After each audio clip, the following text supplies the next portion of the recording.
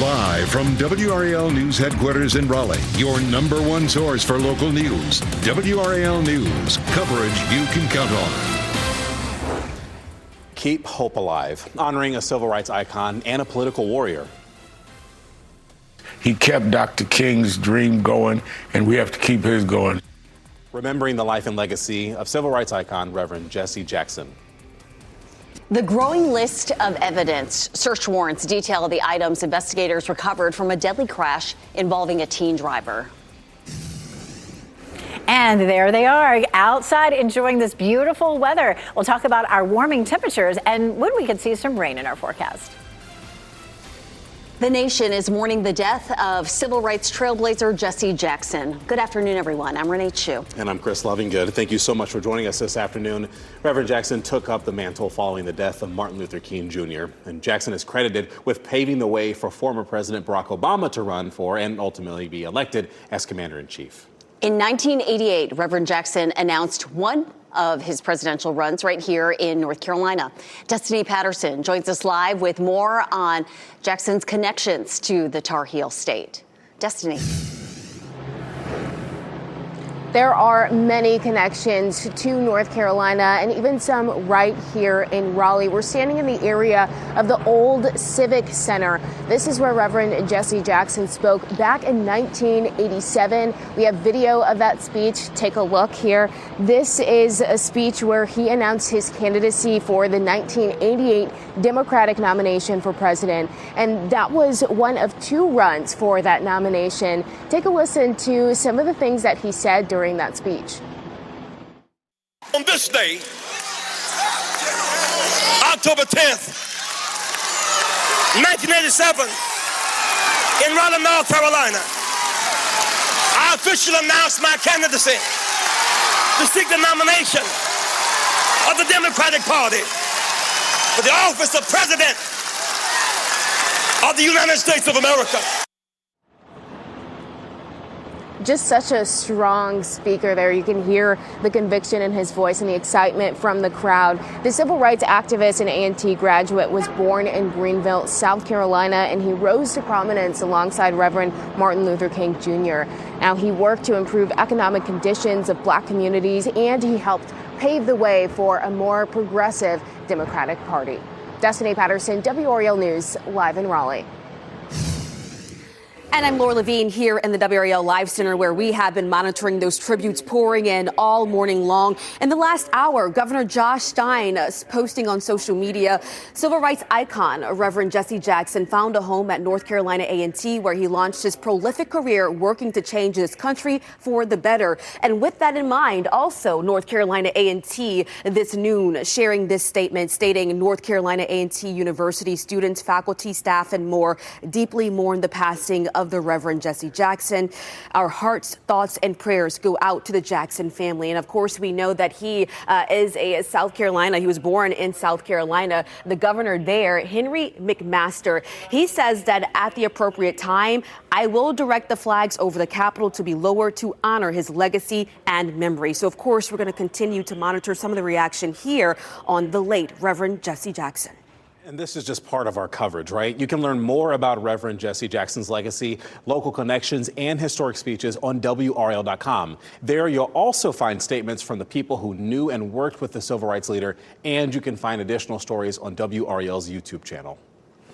It is warm today, and we have lots of blue skies out there right now, but rain is on the way for the end of the week. We've got meteorologist Elizabeth Gardner right now in the WRAL Severe Weather Center with a look at our spring-like temperatures. It's so pretty out there. We started off with fog in a few places, and the fog has all dissipated. We're looking at downtown Raleigh right now, a little bit on the breezy side, but the wind right now is coming out of the southwest, so it's bringing that warm air in. Right now, we have winds steady out of the southwest at 14, and we're a little gusty. I'm going to show you the wind gusts in just a second. We've already climbed to 57, and the stronger the wind is, the more warmth moves in. So right now, we're looking at some strong stronger winds, but no apparent gusts. But we'll be watching that through the afternoon. Our 24-hour temperature change, at least from the Triangle area westward, is anywhere from around 5 to 10 degrees warmer than it was this time yesterday, and we should climb into the mid-60s this afternoon. It won't be as cold overnight tonight. We drop down to just 50 degrees there at midnight, and we'll see a much warmer start to the day than we did this morning. Then, once we get to Thursday, Friday, and Saturday, we have the potential for some showers. I'll walk you through the timeline and how much needed rain we could see. All right, sounds good, Elizabeth. Thank you. New at noon, the Holly Springs teenager accused in a deadly DWI crash had empty bottles of vodka, tequila, whiskey, and more inside his home, according to investigators. Ashton Rolfs is facing second-degree murder charges for the October crash that killed Max Dunham. He was riding his bike in the early morning hours. And WRAL's Sean Gallagher is at the scene where that all happened. Talk a little bit about what you've learned today, Sean. Yeah, Chris, 10 newly unsealed search warrants give a little bit of an idea what happened here at the scene of the crash where Max Dunham was killed back in October, and also a peek inside Ashton Rolfs' home soon after the crash. Empty bottles of tequila, whiskey, vodka, and twisted tea were found at his home, and documents say Rolfs' older brother would buy alcohol for him and his friends. Search warrants also reveal a video taken inside the car about 10 minutes before the wreck as well, where a twisted tea can was in the car's center cup holder. Then here at the scene, investigators found 7 more cans along the wood line, noting a few of those cans were opened. The documents also quote Rolfs and the others involved in the crash, with Rolfs telling police he didn't remember the collision, but that the bike, quote, appeared out of nowhere. And an officer on scene said when they interacted with Rolfs, he had glassy eyes and could smell alcohol. Some issues out there with Sean's camera, but essentially what he was saying was, according to an officer on scene there, Rolfs had red and glassy eyes and could smell alcohol in his breath, but Rolfs remains in jail on no bond. Well, we are learning that 2 paratroopers based at Fort Bragg were among 3 men killed Saturday morning, and that happened on NC Highway 87 near Olivia Road in Harnett County. According to State Highway Patrol, a car was traveling on NC 87, and the 82nd Airborne Division confirmed specialists Romeo Fleck and Charles Arthur Jackson were in that car. A truck was driving from the opposite direction, and troopers said the car crossed the center line and crashed head-on with the truck. The drivers in both cars were killed in the crash, along with a backseat passenger in the car. The front seat passenger in the car was taken to the hospital with critical injuries, and a third soldier who was in the car is alive at last check. Covering Wake County, today we'll learn more about what's being done to improve low-performing public schools. WRAL's Kelsey Coffey explains how the school system is working to help dozens of schools through a program called Restart. Today, Wake school leaders will talk about plans to turn around low-performing schools. School leaders are going to meet here at the board headquarters to discuss what's called the Restart program. The district has 40 Restart schools. Those are schools that have been labeled as low-performing 2 out of the last 3 years. Well, how is a school considered to be low-performing? A lot of that is based on test scores, which has received some criticism.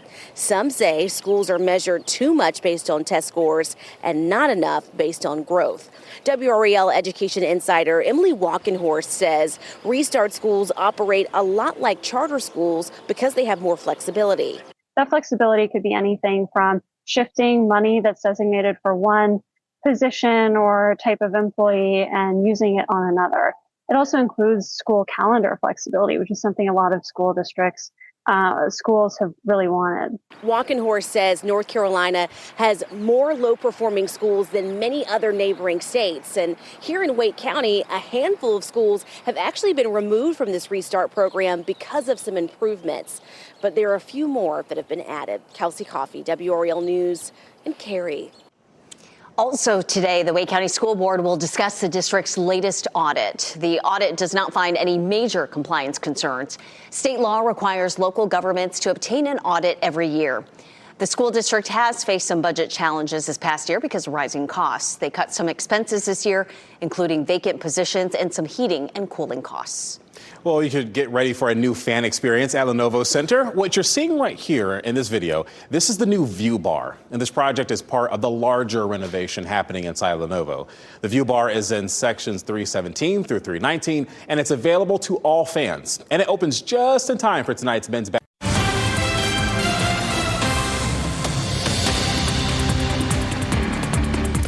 Happening unfolding now here in the WRAL Live Center. We continue to track that reaction from the death of civil rights leader Jesse Jackson with an official statement coming from Omega Psi Phi Fraternity Incorporated here. It details the life and legacy of Reverend Jackson. It says that Jackson was initiated into Omega Psi Phi Fraternity Incorporated in 1960 at the Pi Psi chapter at North Carolina A&T. Over the decades that followed, he became one of the most influential civil rights leaders of the modern era, emerging as a defining voice for justice, equality, and opportunity in the years after the assassination of Dr. King. Of course, this is just one of many different responses and tributes that we're seeing here this morning.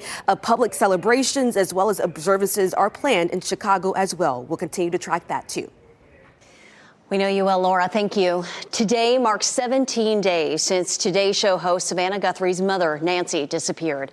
The Pima County Sheriff says none of the Guthrie family members, including siblings and spouses, are suspects. Until now, the sheriff has been reluctant to rule out anyone since there is still no suspect. DNA was found on the property that is not Nancy's or someone close to her. The sheriff says investigators are working to determine who that belongs to. Authorities in Minnesota say the FBI will not share evidence with them related to Alex Preddy's shooting death by a federal agent. The superintendent of Minnesota's Bureau of Criminal Apprehension says the FBI notified his agency about this past Friday. The BCA says it would welcome a joint investigation if the FBI changes its position. The whole goal of any investigation is to get to the full truth as to what occurred. And when we're in a situation where there's evidence that could be shared with us and it's not, that's concerning. State investigators there have also been denied cooperation with 2 other probes into shootings by immigration enforcement agents. That includes the death of Renee Good. Meta CEO Mark Zuckerberg is scheduled to testify tomorrow in a lawsuit brought by a woman and her mother. The now 20-year-old claims Instagram and YouTube purposefully designed features on their platforms to addict young users. She says she became addicted as a child and it harmed her mental health. This is the first of more than 1,500 similar lawsuits. Elon Musk's Grok chatbot faces yet another European investigation. It is from the Data Protection Commission. That's an EU watchdog group out of Ireland. Grok is a feature of X. It is under fire for producing sexualized images of real people, including some children. The commission says it will examine whether the platform complied with the European Union's General Data Protection Regulation. Well, it looks like there's another chapter in the bidding war for Warner Brothers Discovery. The company is giving Paramount one last chance to present its best and final proposal. Paramount has appealed directly to shareholders in a hostile takeover bid and has also filed a lawsuit. A special shareholder meeting is scheduled for March 20th, and that is when a final vote on Netflix's deal is expected. The Vatican is marking the 400th anniversary of the consecration of St. Peter's Basilica, and it's doing that by making the house of worship more user-friendly. The Holy See outlined its plans to make better use of the Basilica, and that includes expanding access to the terrace. A new online reservation system is expected to reduce long wait times to access the building, and plans also include simultaneous translations of the Mass in as many as 60 languages. A viewer along our coast caught a rare optical illusion, and it was all caused by weather. Meteorologist Chris Michaels explains the Fata Morgana in today's Ask the Meteorologist. Yeah, the Fata Morgana is a unique and rare optical illusion, especially here. I think a lot of times you'll see it up toward the Great Lakes, but this is a great shot of it from Mark Davenport, who was at Oak Island, and there you see that whole distorted view off in the distance. Ordinarily, you've got warm air at the surface and you've got cool air above that. That's just usually how the atmosphere behaves. However, in between sunset and sunrise, the air at the surface cools, so you often get what's called a temperature inversion, in which the air is warmer above that layer of cool air. That layer of warmth, it can trap things like sounds and smells, and it can mess with how things look. So let's say this is Mark Davenport, who's looking out from the beach, and he's looking over the curved earth. Well, below the horizon, there could be something like a ship or a bridge. Then there's that temperature inversion, which messes with the light. It bends the light's rays so much that that object actually appears higher than what it really is. So it allows you to kind of see the unseen. And there's some historians that argue that's what happened with the Titanic. We're talking about that right now on WRAL.com. If you go to the homepage and search Ask the Meteorologist. Chris, thank you. The first of 3 powerful storms slammed California, causing all this widespread flooding. So millions of people face flash flooding as rain pounded the area. A new storm expected to hit the area tonight, triggering a flood watch from 6 p.m. until 6 a.m. tomorrow. And Elizabeth, you're carefully watching this system as it will move across the country and perhaps bring rain for us, right? Yes, and we definitely need the rain. So we're looking at that starting, say, Thursday, Friday, maybe even lingering into Saturday. So we're not going to see flooding like this, but thank goodness. But we need rain. We do need the rain. Let's see what we are tracking. So right now we're looking at our wind that has just shifted to southwesterly. We're going to see highs reaching the 70s by tomorrow. We'll be in the mid-60s this afternoon. And then, of course, a system crossing the country will bring us some rain starting Thursday. This high-pressure system is what helped to switch our wind direction. It's sagging to the south and heading eastward. And again, our wind shifted early this morning to southwesterly, but it was still a really chilly start to the day. It's nice out right now. And you can see plenty of people out on Fayetteville Street. This is courtesy of our Jimmy V camera, and it's going to feel great to be outside again tomorrow. Once we get into Thursday, we'll see increasing clouds and a better chance for some showers. So enjoy the mild temperatures today and tomorrow before the rain rolls in. 57 is our temperature. We have a southwest wind right now at 14, and we'll see some gusts this afternoon up to maybe 20, 25 miles per hour. We're currently in the 50s in the Triangle, 57 in Chapel Hill and in Garner, 56 in Rollsville, 56 in Holly Springs. So fairly uniform with our temperatures. The other day I was out walking around and I saw crocuses in my neighbor's yard, and I love them. They're, I always feel like they're the very first little bulbs of spring to pop up, and they were so pretty. So I found this photo in our files. 66 for the high today, and we're going to see that for Raleigh and Durham, and 67 in Fayetteville. I have a feeling that the daffodils, by the time we get to the end of the week, are all going to be popping out all over everywhere too, because we're just going to see such warm temperatures. And it's on time. I mean, sometimes we even see the daffodils popping out by the latter part of January. So our wind is now southwesterly. That warms us up into the mid-60s for this afternoon. As we push ahead into the day tomorrow, watch how the winds start to speed up. Once we get into the day on Wednesday, the arrows start to move a lot faster. So we're going to see windier conditions for tomorrow. Those gusts could be up to 25, 30 miles per hour as opposed to around 24 today. So a subtle difference, but it will likely feel windier to us tomorrow. That wind, of course, pushing the warm air in with a high of 70 Thursday, 72 Friday, and 67 Saturday. So all these temperatures look great. But again, by Thursday into Friday and Saturday, we'll be dealing with some scattered showers. It's not going to rain solid Thursday, Friday, and Saturday, but we'll have some rain on and off. About a 30% chance Thursday, 50 Friday, and around 40% chance on Saturday. But right now, Sunday is looking pretty dry. We woke up this morning to temperatures near freezing in a lot of places. It won't be nearly as cold for tomorrow morning, looking at a temperature near 50, so you can put away the heaviest winter coat and keep that in mind when you're dressing the kids. And that's going to be the case really all the way into the weekend. But early next week, we're back to more of a winter feel. Temperatures near freezing Monday morning and then again on Tuesday morning. But just a real nice taste of spring coming up in just a few minutes. We'll walk through how much rain we could see across those 3 days total. Happening now here in the WRAL Live Center, we're staying on top of breaking news out of Durham, where you can see Sky 5 is flying over the scene of a heavy police investigation with several DPD cruisers in this parking lot. This is on North Miami Boulevard and TW Alexander. As Sky 5 continues to zoom in on this vehicle, you can see the emergency lights are on and the back windshield here is completely shattered. So right now we're working to gather some confirmed information on what exactly happened here. Again, North Miami Boulevard, TW Alexander, this vehicle and investigation happening in a parking lot of this business. So as soon as we learn more, we're going to keep you updated on what we find here in the WRAL Live Center. Laura, thank you. Coming up on our news this afternoon, changes to emergency responses. Wake County wants to better prioritize how it handles 911 calls. That means you'll notice some big changes. Only on WRAL, we take you inside an EMS facility to see what's different. That's today at 4.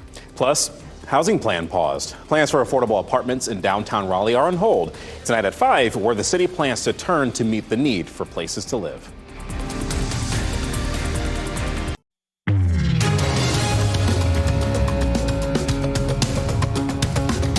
We are talking about improving your sleep quality. 5 on your side's Ashley Rowe shares the steps that you can take to get a better night's rest. From improving your health to increasing activity level and managing stress, prioritizing your sleep can make all the difference. Sufficient sleep is going to significantly reduce the risk of chronic illnesses such as obesity, heart disease, even depression and anxiety. But nearly 40% of middle-aged Americans don't get enough sleep on a regular basis. And get this, more than 1 in 10 have been diagnosed with chronic insomnia. Missing a few hours of sleep can also add up over time. Research shows it can take up to 4 days to recover from just 1 hour of lost sleep. The best approach to getting quality sleep is going to be to prioritize sufficient sleep every night.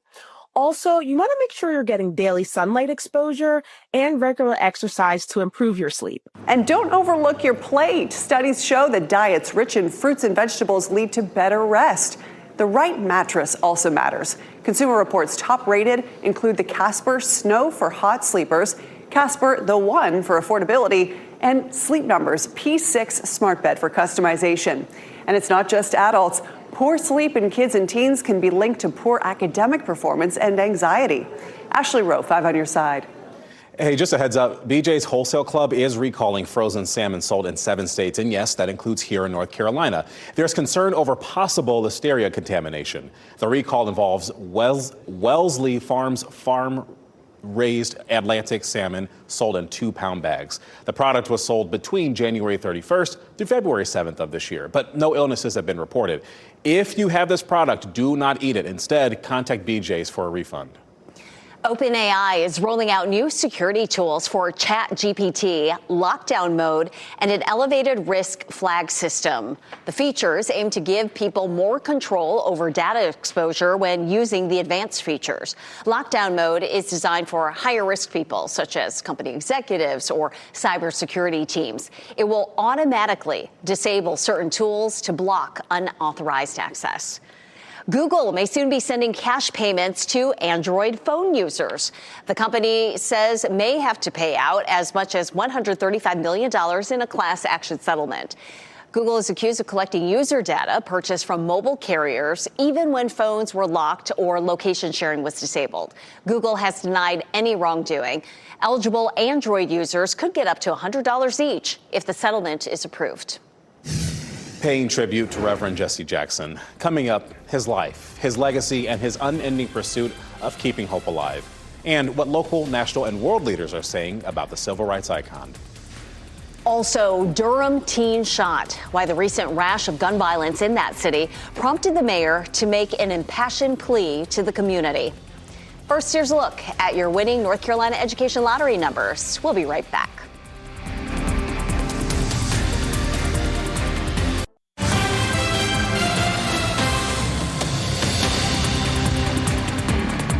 Staying on top of that breaking news coming out of Durham this noon, where Sky 5 is flying over the scene of a large law enforcement presence here at North Miami Boulevard and TW Alexander. You can see in the parking lot of this business, we have Durham police cruisers on the scene, as well as Durham County Sheriff's deputies there as well. The main focus, as you can see here, is on this silver car with the emergency lights on there, door open, and the back windshield completely shattered, blown out here. So we're working to gather more details on what exactly happened here. We've made calls to Durham Police, and we are reaching out to the Durham County Sheriff's Office at this time to learn more about what's going on. Lance, it doesn't look like you can see some evidence markers, but we'll keep looking in that situation. Well, we are talking about the nation remembering the life and legacy of civil rights activist Reverend Jesse Jackson. The Baptist minister and 2-time presidential candidate passed away at 84. Jackson graduated from North Carolina A&T University in 1964, where he became involved in civil rights. He joined the Southern Christian Leadership Conference, which was led by Reverend Martin Luther King Jr. Jackson was standing by King's side in Memphis when he was gunned down in 1968. His activism spanned decades, including 2 runs for the Democratic presidential nomination in the years 1984 and 88. This morning, Reverend Al Sharpton reflected on the passing of his close friend and mentor, encouraging activists today to defend the civil rights gains that Jackson fought for. His job was as difficult as the job that preceded him. is to keep the Voting Rights Act in, because every 5 to 6 years you had to reenact it. It is now under threat. To keep some of the wins of the civil rights movement of the 60s was to maintain it in the 70s and 80s and 90s. That was as difficult as it was to get in the first place, and he was the one that was out front doing that. Very much. He was the face of the civil rights movement. Jackson was admitted to a hospital in November. He had been living for years with progressive supranuclear palsy and Parkinson's. Jackson was 84 years old. And here in the WRAL Live Center, we know the civil rights world is reacting to this news, but also politicians across the country, including former President Joe Biden. He posted this on X, stating, "Throughout our decades of friendship and partnership, I've known Reverend Jackson as history will remember him, a man of God and of the people." Also, if you missed it this morning, President Trump posting the Reverend Jesse Jackson is dead at 84. "I knew him well long before becoming president. He was a good man with lots of personality, grit, and street smart." So, of course, here in the Live Center, we're going to continue to track some of the condolences and memories being shared all over social media. And our coverage of Reverend Jesse Jackson continues over on WRAL.com and our YouTube channel. You can learn more about Reverend Jesse Jackson's legacy, local connections, and historic speeches on WRAL.com. And there you'll also find statements from the people who knew and worked with the civil rights leader. There's a call for change in Durham after the latest deadly shooting involving a young person. Police are searching for the shooter after a teen was killed at a gas station yesterday. WRAL's Ali Caliber reports the mayor is now chiming in after several shootings in recent weeks. And in that city council meeting last night, Mayor Leo Williams talked about the long-term strategy they are working on, but for now, he's asking the community to step up. And this meeting comes just 7 hours after a juvenile was shot and killed at a gas station on South Austin Avenue. It happened yesterday at noon. This is one of 4 shootings we've reported on in Durham over the past week. You can see in this graphic, 3 people, including a juvenile, have been killed. A teenager has gotten hurt. Williams mentioned these recent shootings in the city, and he wants the community to do their part. I'll do my part. But as you're walking out of the house, look in the mirror and ask yourself the same question. And I'll say that to everyone in this room and everyone up here.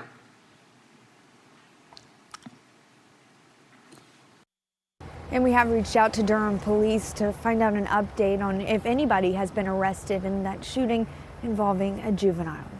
Reporting in Durham, Ali Caliber, WRAL News.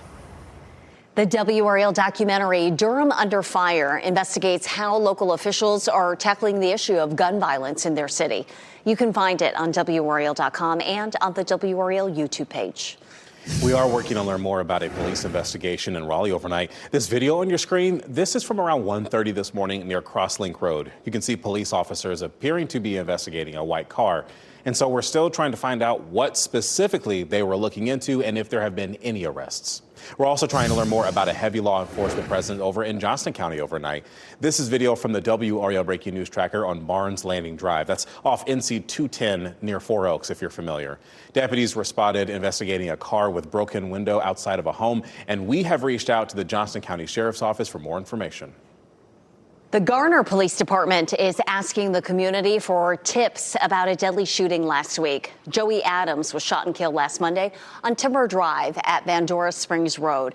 Police have not identified a suspect. They have since opened up a tip line for information, and that number can be found on your screen right now, 919-890-7318. We also have that number in the story on our website, WRAL.com.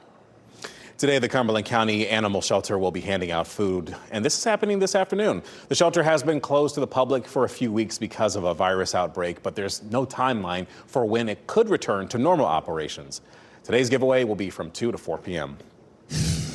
Call it a winter wonder. Where in the U.S. you can explore these ice caves and what makes them so unique? Plus, galloping into a new year, how people around the world are welcoming in the Year of the Horse and what it symbolizes. Our team is working to bring you exclusive stories for coverage you'll find only on WRAL. Visit WRAL.com and search only.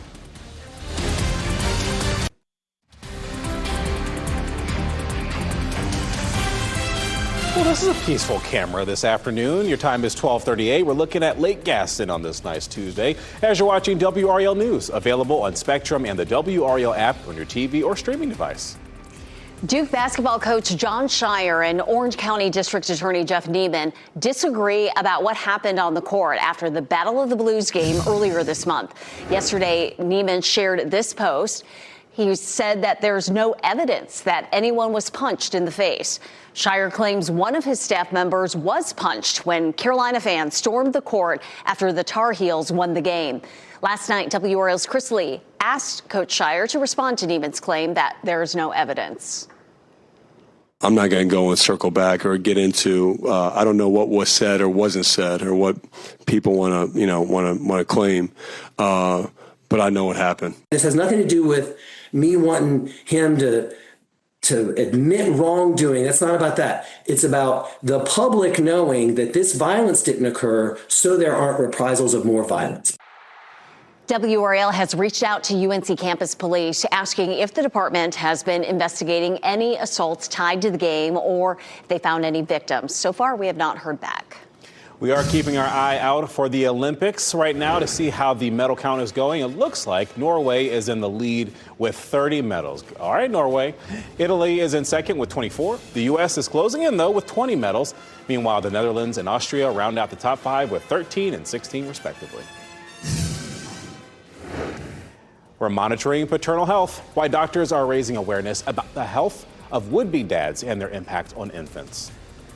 And cool attraction. Frozen caves welcome visitors for the first time in more than a decade.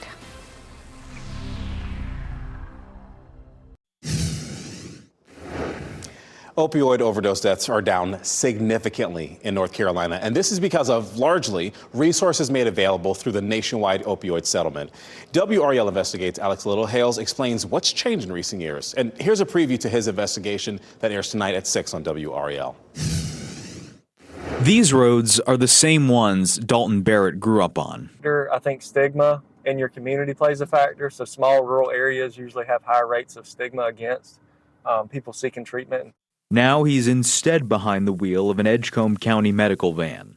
His days often spent responding to substance and opioid abuse in the county. According to public health data analyzed by WRAL Investigates, opioid overdoses are down 26% in the last 2 years in Edgecombe County. Fentanyl deaths dropped by more than half, with 8 last year. The good news is that this past year, we didn't have anybody under 25 die from an opioid overdose, which was something new. But this is just one county. Tonight, WRAL unpacks the data and what it shows us for the rest of the Raleigh metro area. Alex Littlehales, WRAL News. When it comes to pregnancy, the mother's health is at the forefront. Now, researchers are stressing the importance of a father's health before conception. Ted Lindner explains how a father's drinking can influence a baby's development. When a woman becomes pregnant, she's given a slew of medical advice. Here's what to eat, drink, and what to avoid. But researchers say little attention is given to the expectant father's health, and that needs to change. Paternal health is not something that we ever think of as being important.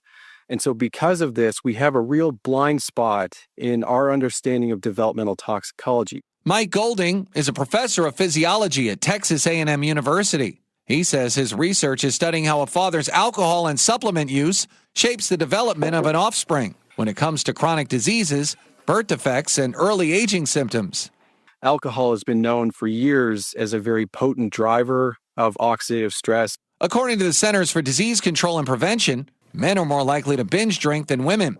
And studies have shown high levels of oxidative stress from excessive drinking prior to conception can contribute to abnormalities. We see these craniofacial abnormalities. We see abnormalities in the growth of the placenta. When we use the antioxidants, we also saw these same phenotypes beginning to emerge.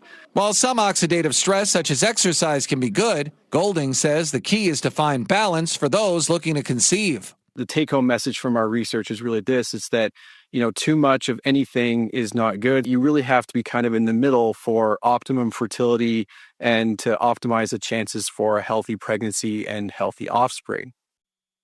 Certainly sounds like he's talking about a balance. So for the first time in more than a decade, the Apostle Island's ice caves are open to visitors. Check this out. The Myers Beach ice caves border the shores of Lake Superior in northern Wisconsin.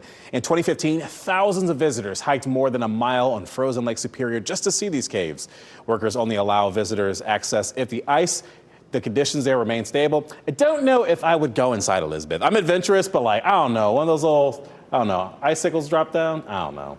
Would you do it? Would you go in? Yeah, that doesn't look dangerous to me. No? I think you'd be fine. Maybe I'm just a scaredy cat. Who knows? Look, there are kids out there doing it. But here locally, it doesn't look anything like that. In fact, it's very much like spring this week. It is. Winter isn't over. There's a little bit of winter in our 7-day forecast. Not wintry precipitation, but our temperatures, are going to sneak back down to being fairly cold. When you take a look at our weather headlines, spring is in the air, and it will be that way for the next several days, as a matter of fact. We're looking at high temperatures in the 70s by Wednesday, and then, of course, late week rain, scattered showers possible by Thursday, and that will continue as we get through really the weekend. Here's a look at our visible satellite. And so what this means, this is our high resolution satellite. We had a lot of fairly dense fog this morning from the triangle area eastward, and I love how we can just watch it evaporate, just sort of dissipate there on this particular satellite view because it's so high resolution.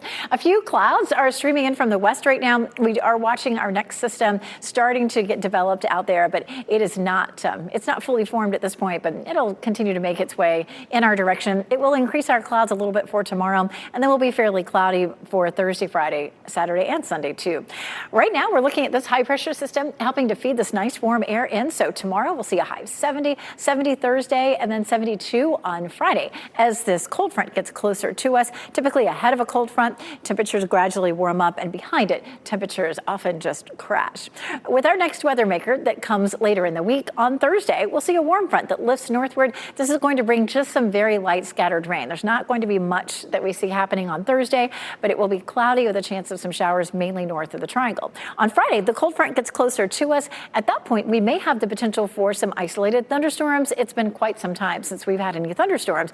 And then the cold front stalls over us, and when it does that, it'll be in a little bit more weaker state. So we're not looking at the potential for storms on Saturday. And then gradually it pulls away from us on Sunday, but we could still be left with some scattered showers on Sunday before it fully moves out. So we're talking about really kind of almost 4 days of impact. Thursday, to our west, across parts of the Midwest, there could be some scattered thunderstorms. There's a level 2 risk as we see that low starting to slide eastward, but we're not looking at severe weather here.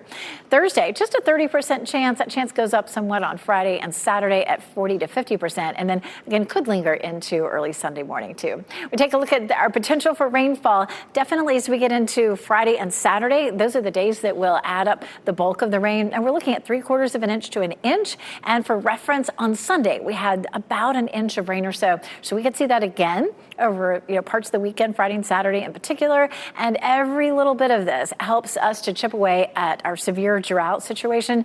It's going to take probably months potentially to get out of it, unless we just have a really long period of soaking rain. But what we need is maybe as much as 2 inches per week for maybe a couple of months to get us out of it. So we have a long way to go. Once the system moves out, the chilly air returns. We're looking at 33 Monday morning, 26 Tuesday morning, and our afternoon high is back into the 40s after a nice stretch in the 70s.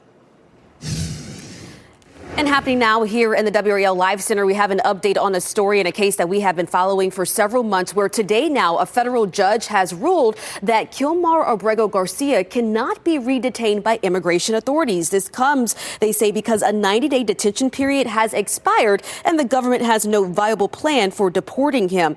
So the Salvadorian national's case has become a focal point here in the immigration debate after he was mistakenly deported to his home country last year. Walking you back through some of the details, since his return, he has been fighting a second deportation to a series of African countries proposed by DHS officials. Abrego Garcia has an American wife and a child and has lived in Maryland for years, but he immigrated to the U.S. illegally as a teenager. In 2019, an immigration judge had ruled that he could not be deported to El Salvador because he faced danger there from a gang that had threatened his family, and by mistake, he was deported back in March. So, of course, something that we will continue to follow here.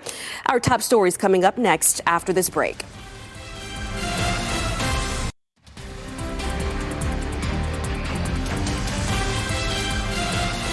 Well, as we wrap things up, here's a look at a few of the headlines that we're following today. The Holly Springs teenager accused in a deadly DWI crash had empty bottles of vodka, tequila, whiskey, and more inside his home, according to investigators. That's according to these newly unsealed search warrants. Ashton Rolfs is facing second-degree murder charges for the October crash that killed 14-year-old Max Dunham, who was riding his bike.